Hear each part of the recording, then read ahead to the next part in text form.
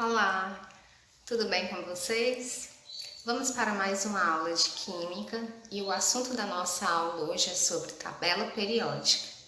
Na aula passada foi direcionada uma videoaula para vocês, justamente falando, trabalhando a questão da história do processo evolutivo da tabela periódica. E hoje nós percebemos que a tabela periódica ela teve uma grande evolução, diante da participação de vários cientistas como físicos, químicos, tá? E duas pessoas que tiveram assim bastante importância, nesse trabalho da construção da tabela periódica, que inclusive foi, bem comentado na videoaula anterior, foi Dmitry Ivanovich Mendeleev, esse cientista que atuou justamente aí na construção da tabela periódica, Se falar em tabela periódica, a gente vai associar diretamente a ele, porque ele foi quem realmente deu o passo inicial para a construção, para a organização da tabela periódica, com base, na sua massa atômica, na massa atômica dos elementos químicos. Lembrando que todos os outros cientistas, que deram passo para atuar aí na produção da tabela periódica, na organização dos elementos químicos, eles sempre faziam esse processo com base, tentavam fazer essa organização com base no número de massa dos átomos, Só que mais tarde a gente percebeu lá nas videoaulas que veio um outro cientista físico, no caso, Henry Moseley, que no caso ele deu aí a sua contribuição modificando alguns pontos relacionados à tabela periódica, como a questão da estrutura organizacional dela, tá? Onde ela deveria não ser organizada pelo número de massa dos átomos, mas sim pelo seu próprio número atômico. Então ficou mais fácil, mais claro para a gente compreender a tabela periódica, Se você pegar uma tabela periódica hoje, você vai perceber que, por exemplo, ela vai apresentar, no caso, uma organização crescente com base no seu número atômico, tá? Então, se você pegar o hidrogênio, você vai ver que o número atômico dele é 1.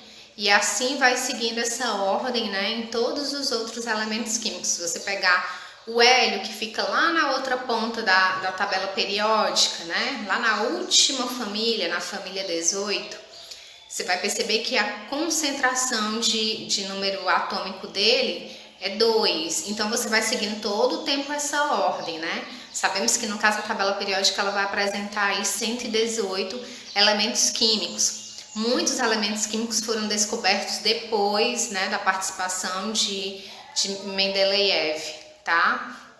E esses elementos químicos foram identificados, boa parte deles também, por Moseley, tá? Então vamos entender como é que essa tabela periódica de fato ela se organiza. Sabemos que existem 18 famílias, tá? E existem aí 7 períodos. Quero que vocês associem da seguinte forma. Toda vez que você pegar uma tabela periódica, na tabela periódica você vai associar a seguinte situação. Todo período ele vai estar definido na horizontal, certo? Então vai ser as linhas. Então nós temos aí um total de 7 períodos, ok? E a quantidade de famílias vai estar organizada em colunas, que no caso nós vamos ter 18 famílias, tá certo? Então, associa, tá? Período horizontal, família vertical. Faz um esqueminha básico aí para decifrar isso melhor, tá? No seu entendimento, de acordo com o seu entendimento. Sabemos também, que essa classificação da tabela periódica, essa organização com base lá em Mendeleev, ele também deu a participação, a contribuição dessa organização com base na sua periodicidade. Por isso que o nome da tabela é designado como tabela periódica. E o que corresponde a essa periodicidade? Quando você vai trabalhar números periódicos, por exemplo, uma divisão periódica, você percebe que eles vão se repetindo, Então, na tabela periódica não seria diferente. Ele pega aí, no caso, as propriedades dos elementos químicos e ele tenta analisar essas características entre um elemento químico e outro que acaba se repetindo. Então, as características que vão se tornando mais próximas daquele elemento químico, ele vai colocando lá, certo? Ele, entre um e outro, vai fazendo essa organização com base na maior aproximação das características entre um elemento químico e outro.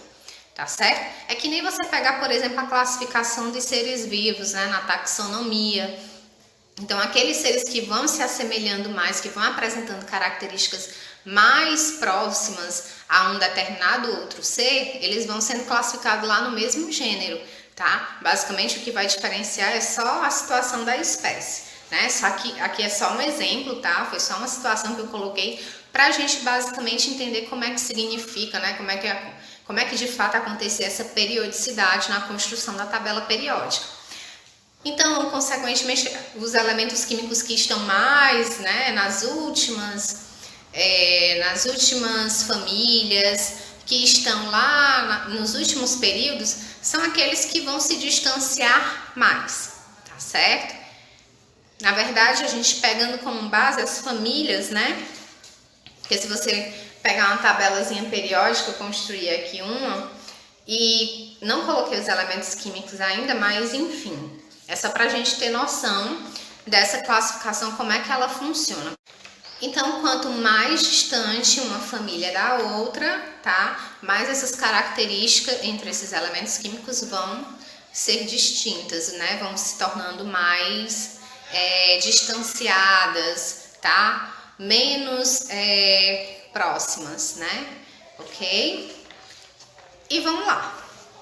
Como eu coloquei para vocês, né, anteriormente, nós temos aqui as colunas e todas essas colunas correspondem justamente aí às famílias. Ao todo, nós vamos ter 18 famílias. Detalhe importante para que vocês saibam que o elemento químico que está aqui acima, que é o hidrogênio, o primeiro elemento químico que você vai encontrar na tabela periódica, certo? Ele não está presente em nenhuma família, então não caia nesse vacilo, não deixe se enganar por essa informação.